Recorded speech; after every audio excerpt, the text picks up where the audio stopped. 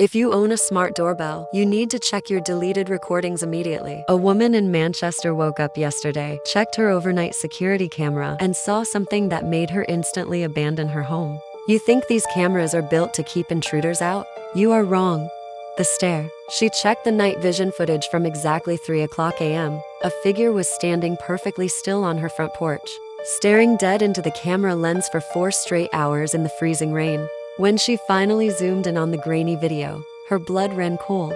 The woman standing outside in the dark was her. She was fast asleep in her bed the entire night. So, who exactly was the thing standing on her porch, waiting for her to unlock the door?